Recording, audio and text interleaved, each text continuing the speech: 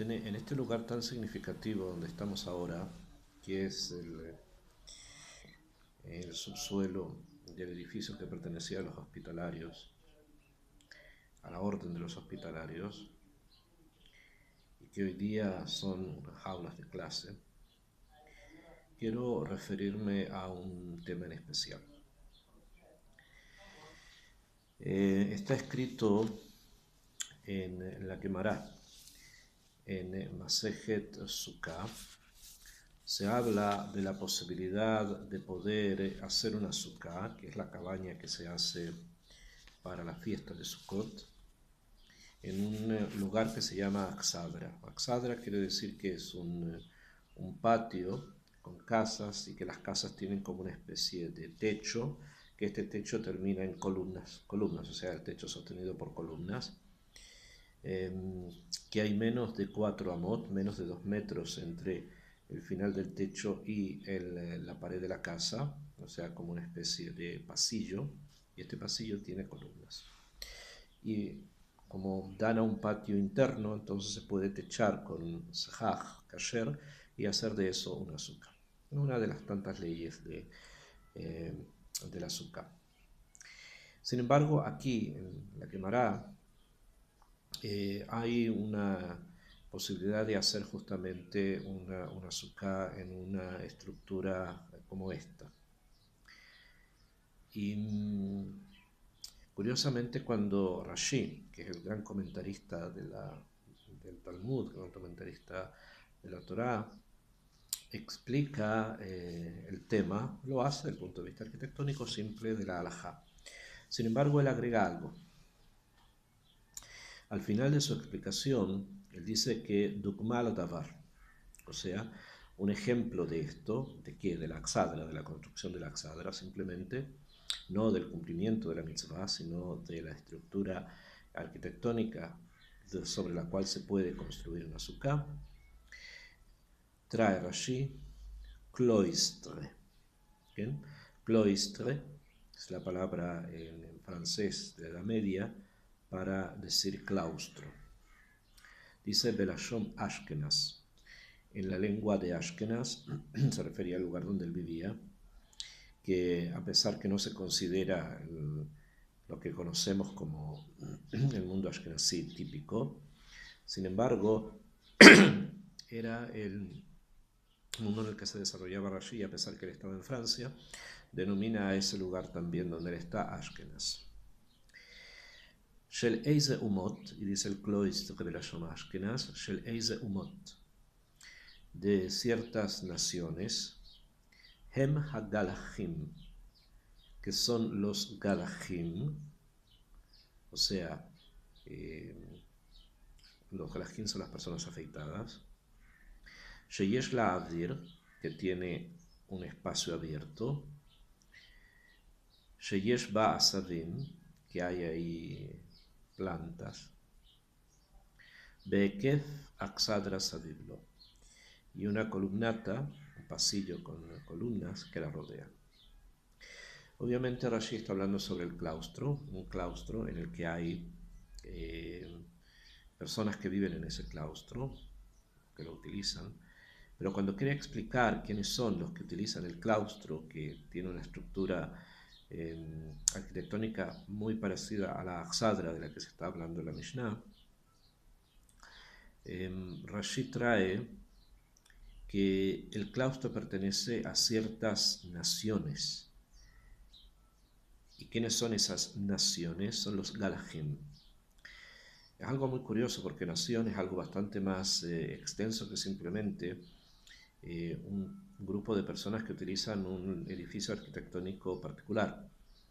Es como si Rashi nos quisiera decir que dentro de una nación hay como una especie de subnación, hay como una especie de otro poder dentro del poder, un estado dentro del estado, y que ese estado dentro del estado es el conjunto de personas que conforman lo que él llama los Galachim. ¿Quiénes son los Galachim? Galachim significa afeitado. Normalmente se utiliza la palabra Galachim para indicar al comer, o sea, al sacerdote, especialmente al sacerdote cristiano. Sin embargo, acá hay obviamente una apreciación particular del sacerdote porque se lo denomina como afeitado. Y obviamente entre las personas que viven en el mundo, no solamente los sacerdotes están afeitados. Si bien la cara de una persona yehudí se identifica con la cara con barba, como normalmente se suele caracterizar y solemos expresarnos y mostrarnos para indicar nuestra identidad, sin embargo, no necesariamente el hecho de no tener barba, de estar afeitado, indica que seamos un poder dentro de otro poder, que seamos una nación dentro de otra nación. No. Entonces hay algo acá un poquito más profundo cuando él habla de los galahim, de los afeitados. Y al parecer, si nosotros nos referimos, si es que hubo en la época en que Rashi vivió, estamos hablando del siglo XI, más o menos, ¿eh? 11, 12, en el 1100, 300. Hubo algún poder dentro del poder, un estado dentro del estado, lo único que encontramos de peso, pero también no lejos de donde él vivía, eran justamente los 9 caballeros que formaron la Orden de los Templarios.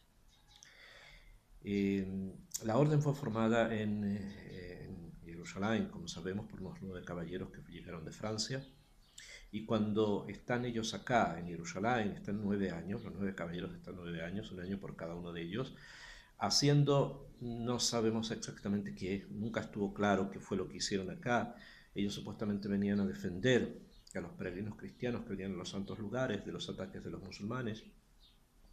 Vemos que finalmente eso no fue lo que hicieron, sino que permanecieron aquí en Jerusalén, frente al lugar donde nosotros estamos, están las antiguas caballerizas del rey Shlomo, que era el lugar donde se ubicaron los templarios, frente justamente a este lugar donde estamos ahora, que es donde están los hospitalarios, que probablemente más a fondo de donde estamos ahora, o sea, si seguimos excavando en el subsuelo, encontraremos probablemente túneles subterráneos que comunican este lugar con ese otro lugar.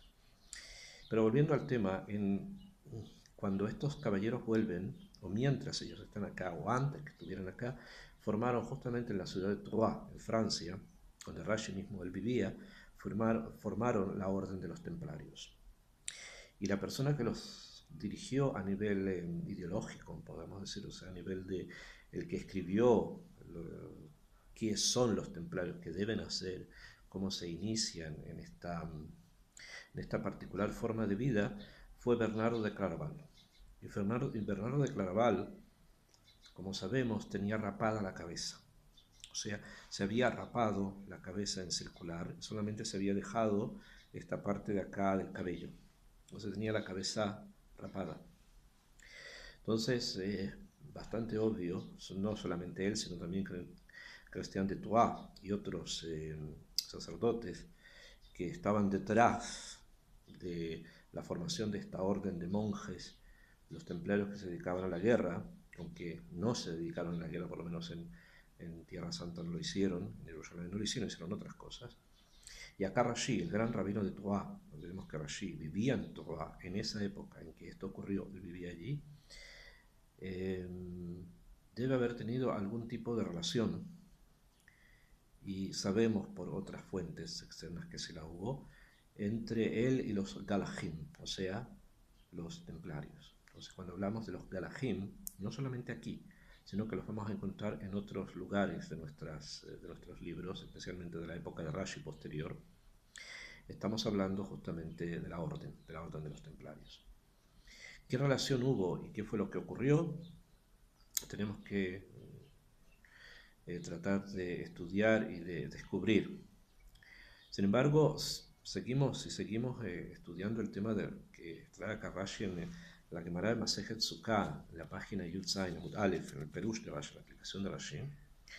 Él habla del cloistre, habla de que así se dice en Ashom Ashkenaz, no en alemán, sino en francés antiguo, que él llama, ese lugar lo llama Ashkenaz, de unas naciones, se refiere justamente que dentro de la nación hay otra nación, se refiere al poder de la orden de los galahim, de los afeitados, que son los templarios, donde Rashi entendía, supo que esta orden era muy poderosa, tanto poder que era una nación dentro de otra nación. Al parecer, la información que Rashi nos proporciona tuvo cierta repercusión. ¿Por qué? Porque en la Gemara más adelante, en la página Yud-Het, en Amud Aleph, tenemos una explicación sobre el tema arquitectónico de la Axadra, de este pasillo con columnas, de claro origen griego, obviamente, pero acá se lo está extrapolando al siglo XI. Y hay un comentario que es el comentario de los Tosafot. Los Tosafot son los nietos de Rashi. O sea, por lo menos una generación después, dos generaciones después de Rashi. Y también ellos hacen alusión al comentario que Rashi trae. Y dicen así. Si una persona hace una sukkah sobre el techo de una Axadra, Bemishnatenu perash bakuntras. Dice que en nuestra Mishnah se explicó en el Kuntras. Kuntras le llaman los Tosafot a el comentario de Rashi. Kuntras significa comentario en el francés de la Edad Media, viene del latín commentarium, que en la época en que Rashi vivía y la época de los que los Tosafot vivían, ya existía la palabra kuntras para decir comentario. Entonces el comentario más famoso que ellos conocían tenían el comentario de Rashi.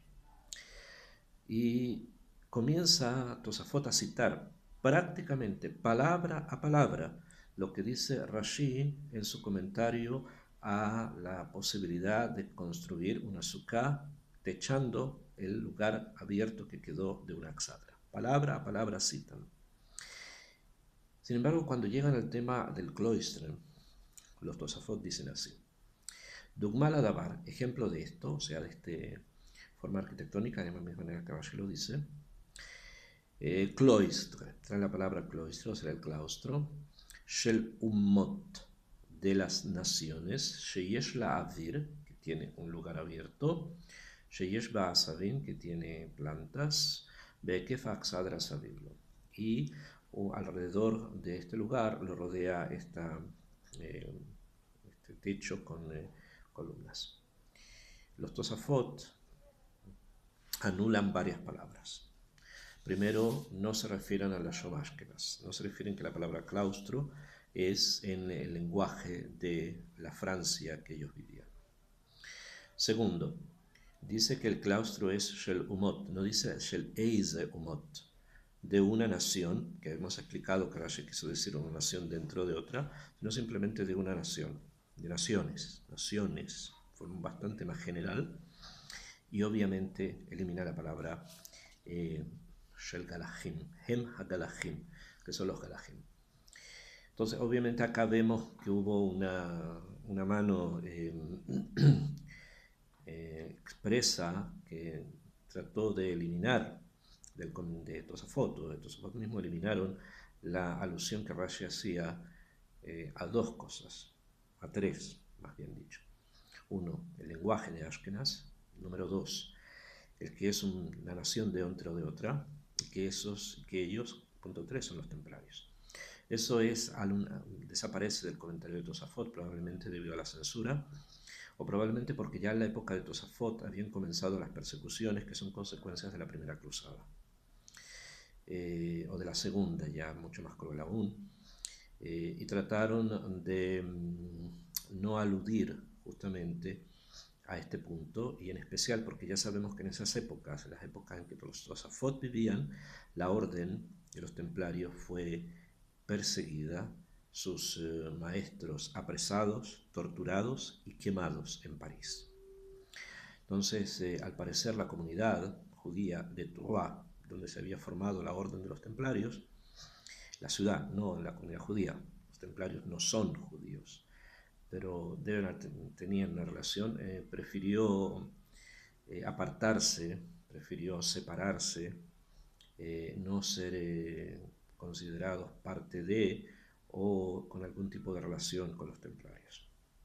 Y es por eso que en el comentario de Tosfot desaparece la alusión a que el claustro se refiere a este lugar donde esta nación dentro de otra nación, que son los Galahim, los templarios, ellos estaban. Y también la alusión a que esto es algo característico de este lugar, de Ashkenaz. Como podemos entender, en la época de los Tosafot y una generación después, ya les dije, las persecuciones en contra de los templarios a partir del rey de Francia los elimina. Y probablemente la comunidad quiso desvincularse de ellos. ¿Hay algo más en todo esto? ¿Por qué Rashi y también Tosfot no ceden del hecho de explicar la construcción de la Sukkah a partir justamente de la imagen del claustro, en este punto? Eso no lo dejan de lado a pesar de que se cuidan de no relacionar el claustro con los templarios.